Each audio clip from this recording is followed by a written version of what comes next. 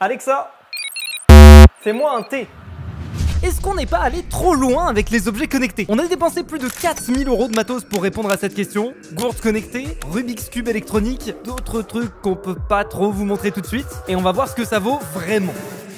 Un grille-pain connecté. Alors pour la petite anecdote, c'est ça qui m'a donné envie de faire la vidéo. J'étais tombé sur cette vidéo sur Twitter d'un grille-pain qui avait l'air d'être trop stylé. Je sais pas toi Nico, mais moi je suis hype. T'as déjà goûté une brioche qui est bien grillée autour, mais bien moelleuse à l'intérieur? Ouais, grâce à un grille-pain à 10 € quoi. Bah non, parce qu'à chaque fois c'est soit trop grillé, soit pas assez, soit... Personne n'a cette problématique, mais c'est pas grave, cette problématique est répondue par cet objet. Bon, on va voir.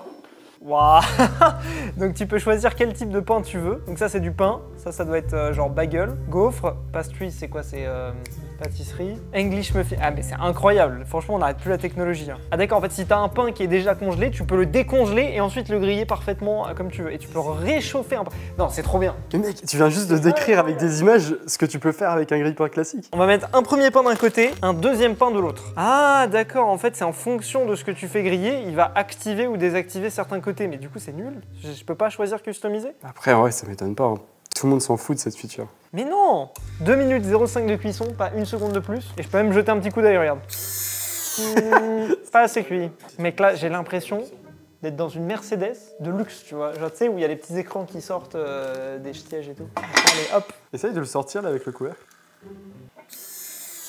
Je crois qu'il fallait pas mettre le couvercle dessus parce que ça sent le cramer en fait. Ça sent le plastique cramé surtout. Ça va, ah mais non, tu sais, quand t'allumes un grille-pain pour la première fois, ça fait toujours ça. Bon, on va tester ces merveilles. Je m'attendais à mieux. Surtout que c'est pas uniformément réparti. Hein. C'est vrai, très objectivement. Autant je voulais vraiment dire que du bien de ça, mais bullshit.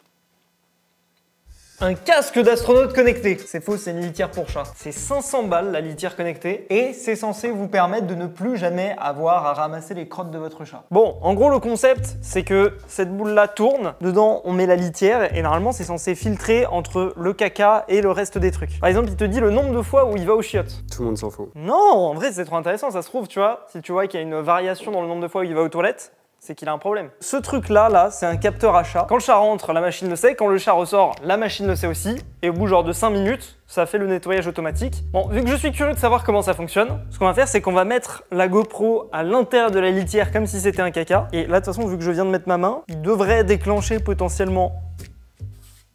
Allô? Mais laissez-moi dormir. Ouais, en gros, il y a cette espèce de filtre là. La litière passe, mais pas la GoPro. Ah d'accord, ok, elle va retomber de l'autre côté. En vrai, c'est assez intelligent. Hein. Il y a quand même des petites graines de litière qui passent. Aïe, aïe, aïe, aïe, aïe. Ça aurait été compliqué. Même quand toi, quand tu fais la litière de ton chat, il y a de la litière dans la pelle, non? Le truc, c'est si ton chat a la diarrhée, ça dégueulasse tout, quoi. Tu vas bien, c'est tout marrant. Petit distributeur de caca. Bon. Bah, une GoPro en moins. Mais au moins, j'aurais pas besoin d'en retirer la litière de mon chat. C'est très cher, mais je pense que si t'es vraiment riche, que t'en as rien à foutre de l'argent, et que t'as un chat, c'est mieux. Un pot de fleurs connecté. Lui, il est trop cool. Toi, t'as la main verte, toi, Nicolas. Je l'ai pas, c'est pour ça qu'il est trop cool. Vraiment. Il y a ce petit pot dans lequel on met la plante, et ça, c'est le pot principal dans lequel on met le petit pot. Normalement, c'est vraiment bien pensé de ce que j'ai vu sur Internet. Par contre, ouais, il y a un problème de quantité, là. Un pauvre Timothée, son bureau, là, ça devient une pépinière. On peut mettre la réaction de Timothée face à ces images. Qu'est-ce qu'il fout sur mon bureau? Fais en sorte que la plante soit prête. Elle est prête, elle est même dans toi. Activation, elle est en train d'activer. Bah tiens, hop, il faut mettre à jour le pot de fleurs. J'aurais jamais pensé dire ça un jour. Ok. Alors qu'est-ce qu'il nous dit là? Merci d'ajouter 50 ml d'eau. Glou glou glou glou glou glou. Sur mon application, c'est déjà un peu plus intéressant. Je peux avoir l'état de l'eau. Alors il est en train de s'initialiser. Là, pour l'instant, il me dit qu'il y a 44 ml d'eau à l'intérieur. C'est assez impressionnant, en vrai. Ça correspond exactement à ce qu'on a mis. Lumière ambiante insuffisant. En fait, il y a des capteurs, mais il y a tous les types de capteurs. Genre là, il dit qu'on si on veut être mieux, il faut la mettre... Putain, mais c'est trop bien, en fait, pour les gens qui sont nuls en jardinage. Mais là, dehors, pour voir. Température de l'air, 25 degrés. Humidité relative, bon, 58%. Animation personnalisée. Oh, je peux mettre des animations personnalisées, c'est trop bien. Mais c'est trop bien fait, en vrai. En vrai, je kiffe cet objet. C'est trop bien. Mais qu'est-ce qu'il fait, là? Il est mort?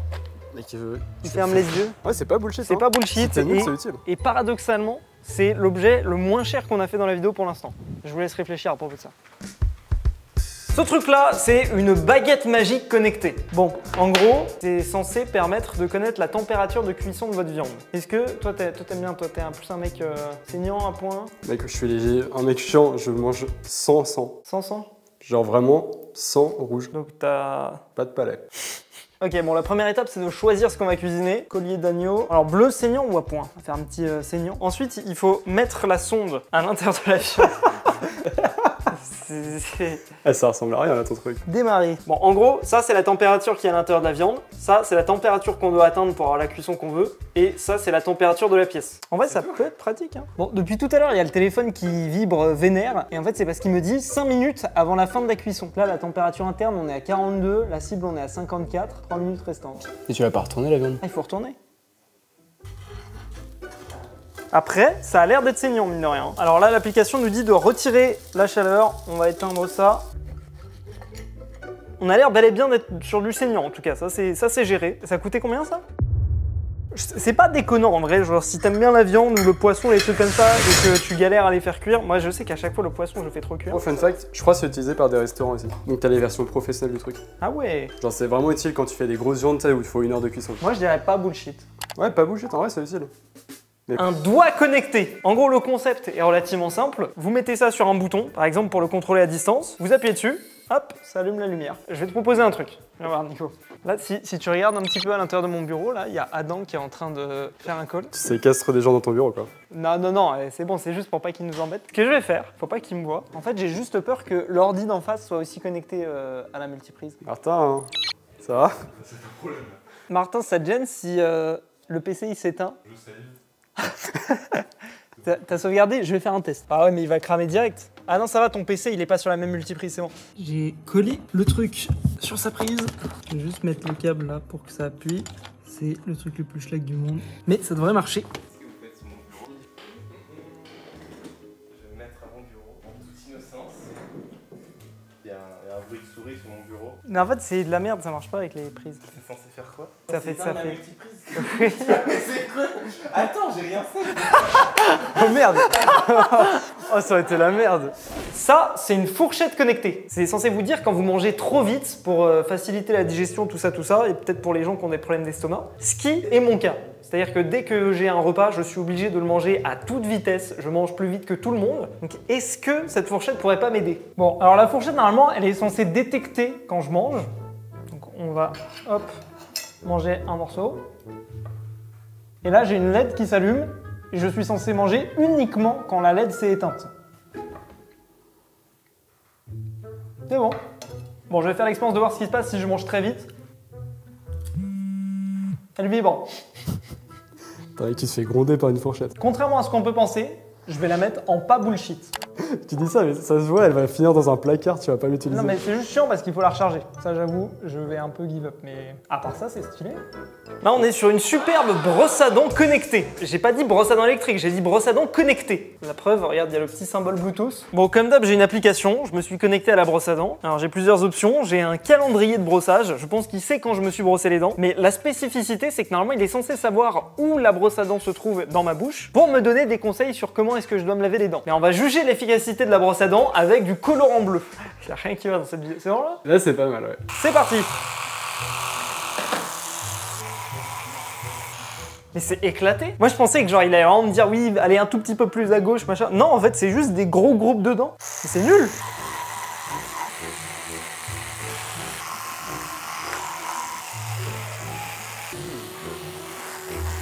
Ah. C'est bon ou pas?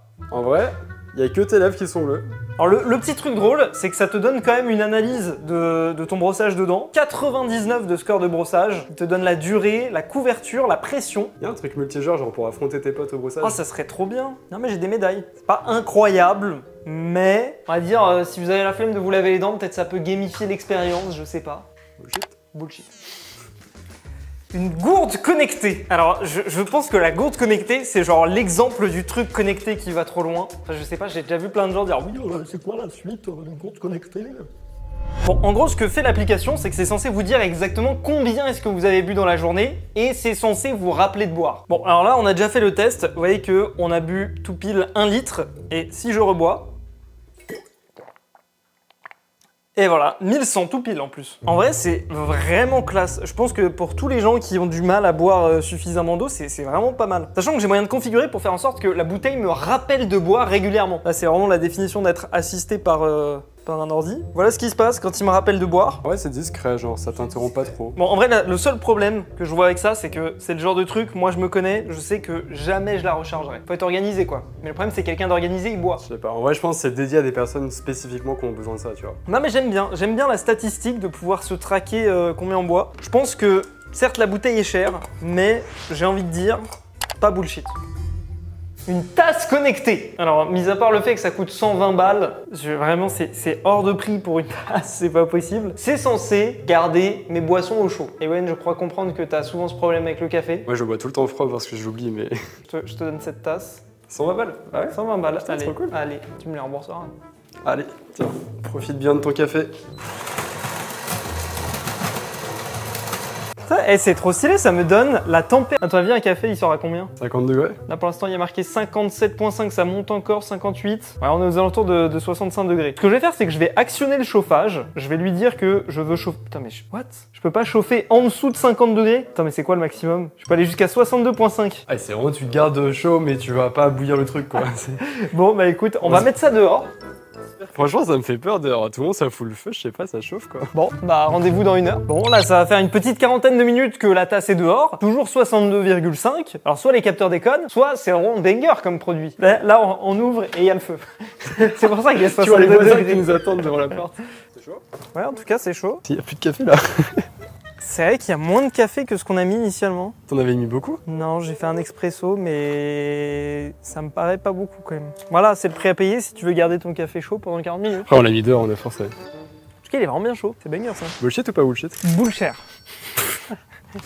Le prochain objet est un petit peu bizarre et à vrai dire Duffmine qui l'a reçu a pas trop compris. C'est tout simplement un truc pour balancer ton bébé parce que évidemment quand t'es parent t'as la flemme. Du coup t'achètes un objet à 300 € pour le bercer à ta place. Peut-être que c'est vraiment chiant, tu sais, genre en mode tu veux faire ta petite game de Fortnite là, ton bébé il chiale, hop tu le mets dans le truc. Il y a même des trucs tu sais pour le tenir. C'est que ça doit être violent, tu sais, genre et franchement même dans une F1 t'es pas tenu comme ça genre donc.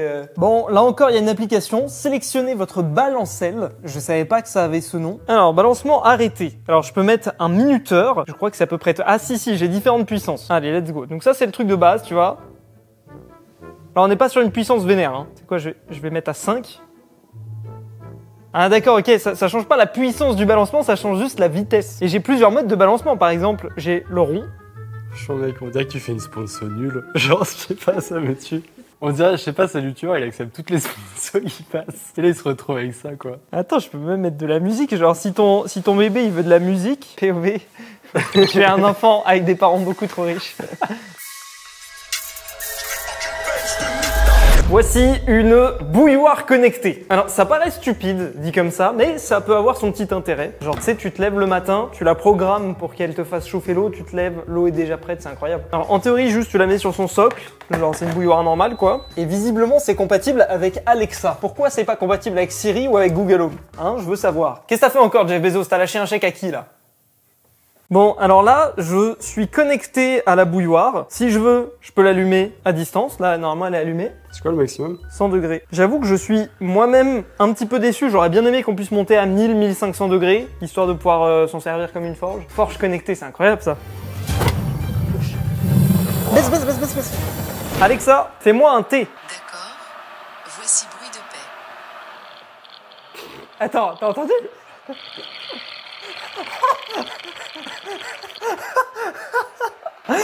Il a compris, fais-moi un paix. Pendant un instant, j'ai cru que c'était la bouilloire qui avait ajouté cette fonction. Mais non, mais c'est une dinguerie, genre. Alexa, fais chauffer ma bouilloire à 65,2 degrés. Je ne sais pas comment régler l'appareil Swan Kettle sur ce paramètre. Règle-la sur 60 degrés dans ce cas. Pardon? Quel appareil? La bouilloire. Désolé, je ne suis pas sûre. Putain, j'ai l'impression de parler au service client de Orange, là. Bon, bullshit, hein. C'est bon, c'est...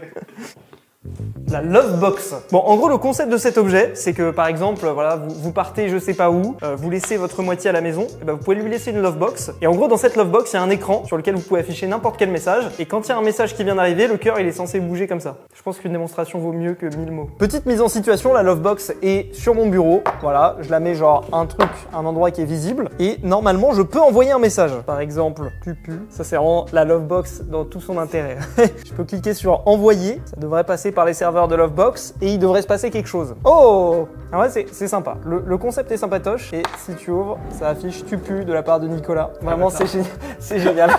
Bon, on notera quand même que les mecs sont un petit peu des rats de ouf. Pour pouvoir envoyer des photos, il faut payer. Il y a un système d'abonnement sur un truc que tu payes déjà 100 balles. C'est quoi, Yoann? Je vais le mettre sur mon bureau et je vais te laisser m'envoyer des messages. Tu sais qu'en plus, tu réponds jamais sur Discord. Il y a moyen que tu répondes plus vite si c'est ça. Ah ouais, ça serait excellent. Ça serait excellent. Tu peux review la vidéo. En vrai, il y a un concept. Il y a un concept de ouf. Ok, j'étais en train de tourner tranquille quand soudain... Regardez-moi ce petit cœur en train de bouger. Ça veut dire que Awen m'a envoyé un message, je pense qu'il pense à moi, ça doit être pour ça. Il est juste là-bas, je comprends pas trop pourquoi il n'est pas venu me voir, tout simplement. Mais on va découvrir ce qu'il y a dans la boîte. Faut que tu signes le devis que je t'ai envoyé dans leur STP. Ok, d'accord, en fait c'est une nouvelle technique de harcèlement le truc. Un Rubik's Cube connecté. Bon, alors moi quand j'ai vu la page du produit, je pensais qu'il y avait des petits moteurs à l'intérieur, tu sais, pour qu'ils se finissent tout seuls. Pas du tout, hein. Bon, en gros, le concept, c'est que mon téléphone sait dans quel état se trouve mon Rubik's Cube. Alors là, j'ai l'option Solver. Là, si je fais ça... C'est quand même assez bien foutu, hein.